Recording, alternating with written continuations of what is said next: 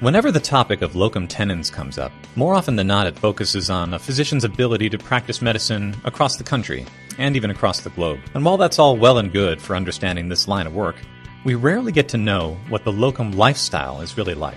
But we're in luck, because my guest today has not only worked as a locum tenens doc for more than 30 years, he's also written a book on that experience. And bonus, he's a fellow ReachMD host. Coming to you from the ReachMD studios in Fort Washington, Pennsylvania, this is the ReachMD Book Club.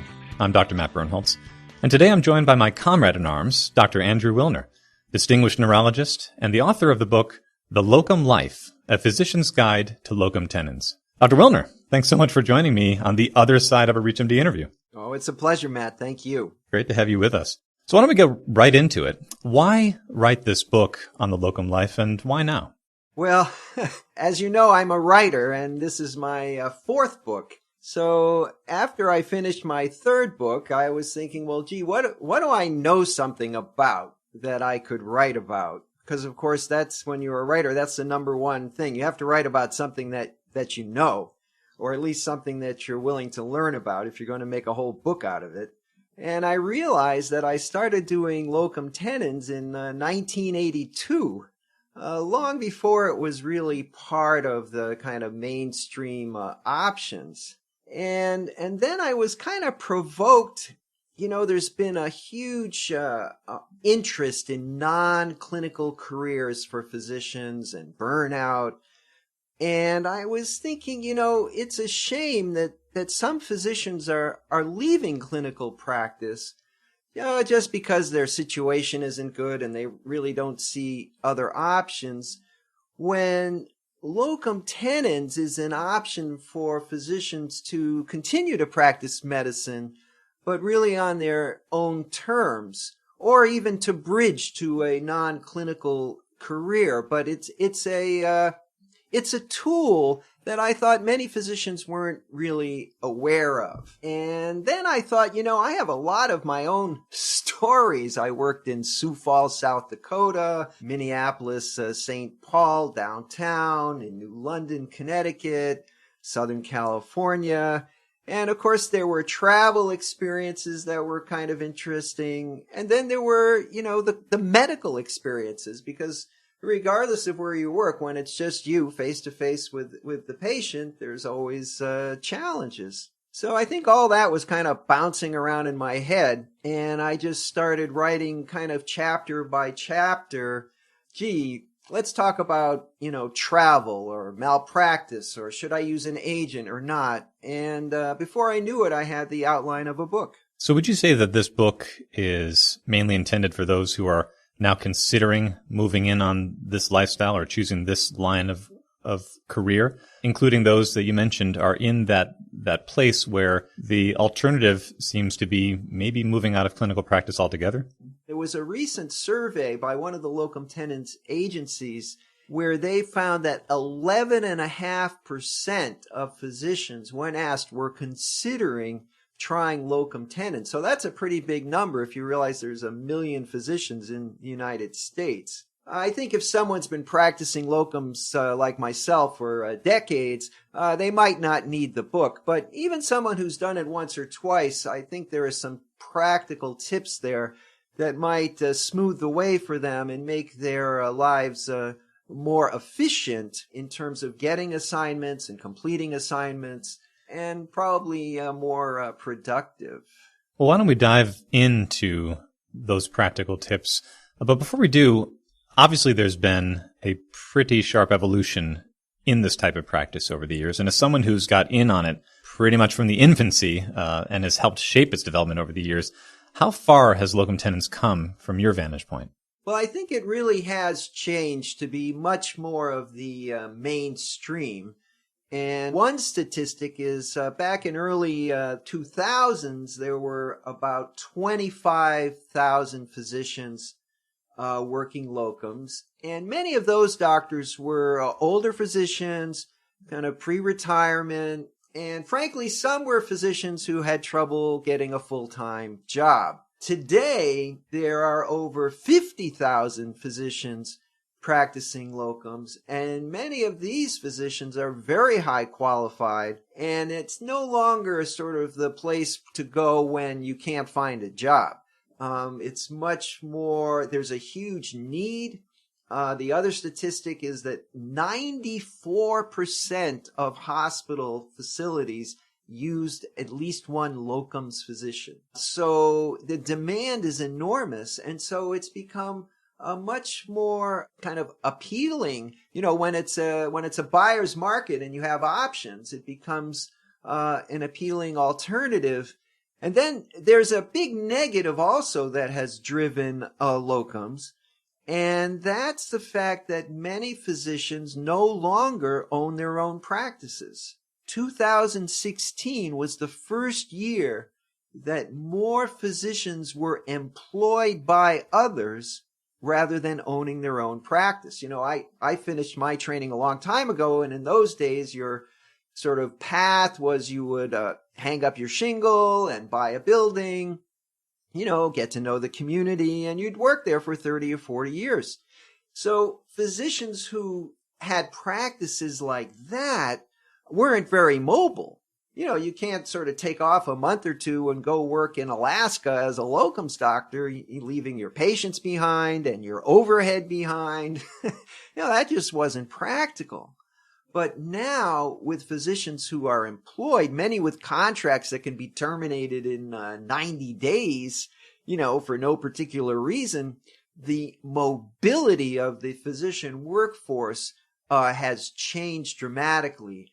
And of course, this makes these physicians much more sort of amenable to the locum tenens life. So in a way, this career path is adapting not just to meet demands for patient care, but also to meet the changing rolling of the tide of how practice is changing. It's not as fixated in a single place anymore. It's not related to owning practices as much anymore. And this is adaptive in some ways to that changing paradigm in practice.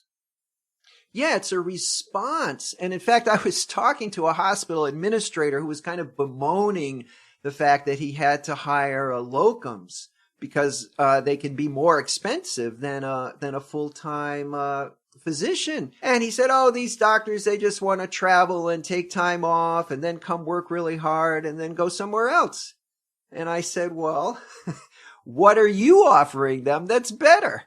That's kind of your job. If you want them to come and stay, you've got to offer them something better. And that was like a light bulb went off, It's like there's a reason people are doing this. For those just tuning in, you're listening to the ReachMD Book Club. I'm Dr. Matt Birnholz, and with me is author and fellow ReachMD host, Dr. Andrew Wilner, to talk about his unique career path highlighted in his book, The Locum Life, A Physician's Guide to Locum Tenens.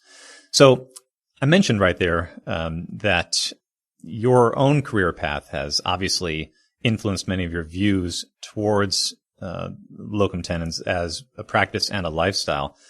Just give us a little bit more background on how you came into it, what your perspectives have been over the years, and how you approach it now. Well, locums has helped me a few times over the years in different ways. I think one way that it helps physicians as today in particular is something I discovered a long time ago, which is for work-life balance. Recently, I was working locums and having a great time. I was at the Mayo Clinic in Phoenix for a year and a half. I was in Minneapolis, St. Paul. But my life circumstance changed, and that happens to people. I got married for the first time, and we were planning on having a baby. So I thought, maybe it would be nice to have a full-time job where I didn't do so much traveling, because in my locums jobs, usually I would work a week on, week off. And in Minnesota, I would fly from Phoenix to Minnesota, work a week, 24/7, fly back to Phoenix, have a week off, fly back to Minnesota. And I didn't really mind the travel, but I thought, this may not be all that practical if I'm married and have a baby. I don't know. So I started hunting around for a full-time job. And the beauty of locums was that I looked for 2 years because I didn't have the pressure that I had to find the job right now. I interviewed in Portland, Oregon with a job that I probably would have taken if I didn't have locums to fall back on, but it wasn't really what I wanted. I found a really high paying job in Virginia, but it really wasn't what I wanted. And so I let it go and I went back to locum. So I did this a few times over the 2 years. And then I stumbled on this job in Memphis and I interviewed there and I really, really liked it. And I thought, that job might work for me. But there were some things about it that I needed to insist on. I liked my week on, week off. So I told them that, that's the way it's got to be. And I gave them my salary range, which was a little different than they had in mind. But I said, well, that's the way it's got to be. And I was willing to walk away from this permanent position because I had locums and I was very happy. So it really allowed me to relax and to negotiate. And I haven't read many of these, how to negotiate books, but in my own experience, you have to be ready to, when you're bargaining in a market in Asia, you got to be willing to walk away, right? And if you're willing to walk away, you have a little bit of leverage.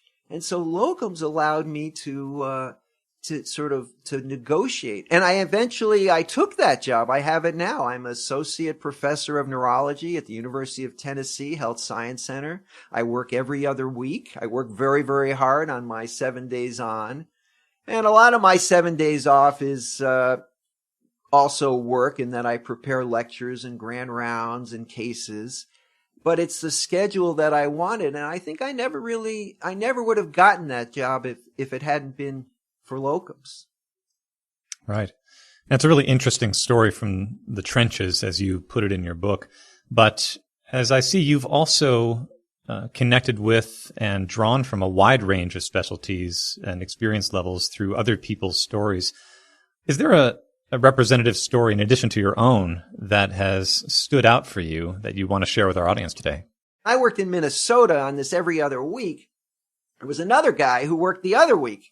But of course, I never saw him because I would fly out Monday morning and he'd fly in Sunday night. And maybe we crossed at the airport now and then. But, when he was sitting at the desk, I wasn't. I wrote to him and I said, how come you're doing locums, at the same place I'm doing locums? What's your story? And it was a great story. This guy, he's a neurologist about my age. He'd been in practice for a long time, in private practice in the Northwest. He loved it there. He loved seeing patients. But his group was an economic disaster. And every year they were making less money, working harder. I think there were some conflicts for this and that. Anyway, the whole practice was clearly going down the drain. And he wanted to quit. The problem was that he had a 2-year non-compete. So that even if he quit, he couldn't work across the street or anywhere else, within a prescribed territory where he could get a job. So he'd have to move. And he didn't want to move. He and his wife, very happy there. He loved the area. And so he really felt stuck. And I think that's the other thing about locums. When physicians feel stuck, it's an option to get unstuck. So he told me that he was, that he had a lot of trepidation about locums. And he was back and forth with an agent over the phone for a year. And then finally, he realized, this could work for him because he could work locums outside of the non-compete area. Fly for a week and come back home and let the 2 years run out. So that's exactly what he did. He quit the job and got a great job doing what I was doing in Minnesota. And he did a couple other jobs. And so the whole irony of the story is when the 2 years were up and he could find another job where he lived, he had sort of been exposed to so many other options in his locums positions during those 2 years that he got an even better job on the East Coast that he never would have considered if he hadn't tried locums. Well, Dr. Wilner, there are about 100 more questions I could ask you on this area. Your experience is obviously rich. You know a lot of people who have done this, a lot of stories to share. But unfortunately, we are out of time. And as always, it is great connecting with you on the airwaves from any vantage point. Having you on the other side of the hot seat is always a lot of fun. But a very special thanks to you for sharing this personal story and your experiences as a locum tenens doc and author. It's great having you on the program today. Oh, thanks very much, Matt. It was my pleasure. I'm Dr. Matt Birnholz. For comments and questions, check out this episode and more from the ReachMD Book Club at reachmd.com. And thanks for listening.